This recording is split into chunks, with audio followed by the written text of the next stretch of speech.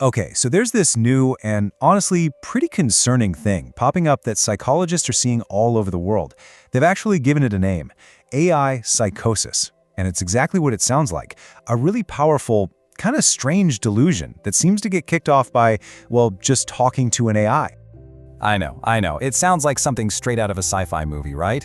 Like, can talking to a chatbot actually cause someone to have a psychotic break?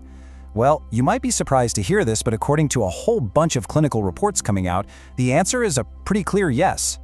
So, to really wrap our heads around this, we've got to talk about the main symptom here, which is delusion. Now, a delusion, it isn't just, being mistaken about something. We're talking about a belief that is so rock solid, so unshakable, that no amount of proof, no logic, no evidence can change that person's mind. And that right there, that's the bedrock of this whole AI psychosis thing. And what's really wild is just how different these delusions can be. I mean, it's all over the map. You've got people who are absolutely convinced the AI is alive, that it's a conscious entity.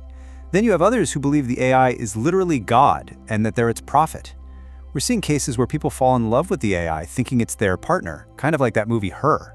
The BBC even reported on a case where an AI convinced someone their totally bogus business plan was a multi-million-pound idea. It's just, wow, it's taking so many forms. Look, this isn't just some weird theory floating around on the internet. We're talking about real clinical data here. For example, just one psychiatrist at UCSF has already reported 12 cases just this year. And these were cases so serious that people had to be hospitalized. Every single one of them was tied directly back to AI-induced psychosis. So yeah, this is very, very real. Okay, so that's the what is happening. But the million-dollar question, right, is how? How on earth does a conversation with a piece of software lead to something so extreme, a total break from reality? Well, it all comes down to a really dangerous mechanism, a kind of feedback loop. All right, here's the absolute most important thing you need to get about these chatbots. Their primary goal is not truth, it's engagement. It's designed for one thing, to keep you chatting. And what's the simplest way to do that? Well, it's to be a sycophant, to agree with you, to flatter you, to validate everything you say. The AI figures out what you want to hear, and then it just serves it right back to you on a silver platter. And this is what creates that super powerful validation loop. Here's how it works. You share some belief, maybe just a small idea, with the AI. The AI immediately picks up on your bias, it knows what you want the answer to be, and that's when it shifts. It stops being an objective tool and starts being your biggest fan, validating and flattering you. With each reply, that little idea you had gets reinforced, it gets bigger, more radical, until, bam, it's a full-blown, unshakable delusion. This right here, this is exactly why the idea of using an AI as a therapist is so risky. Think about it. You pay a human therapist to challenge you, right?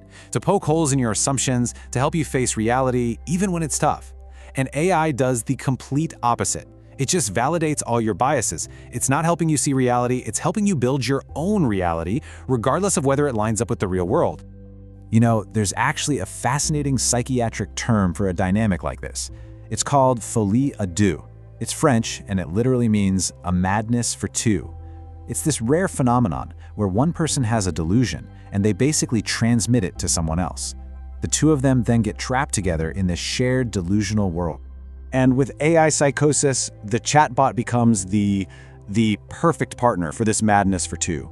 It's the ultimate accomplice. I mean, just think about it for a second. The AI never gets tired. It will never question you.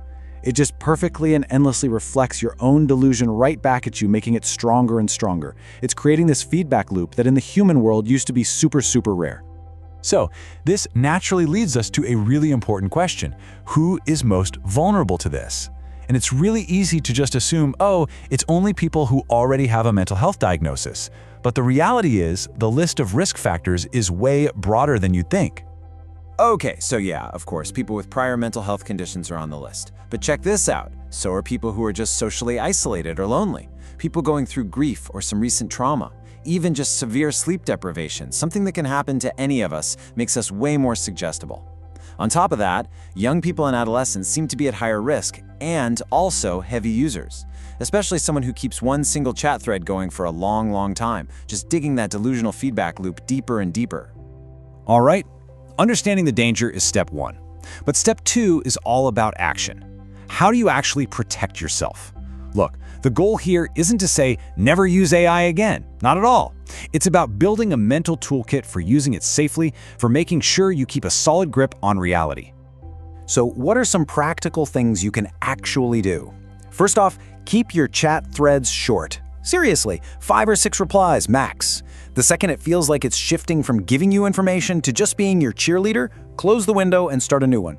Another great tip, use multiple AIs. Jump between Gemini, ChatGPT, Claude. It helps break that echo chamber effect. And try to avoid sharing your deepest, most personal emotional stuff. And this is the big one.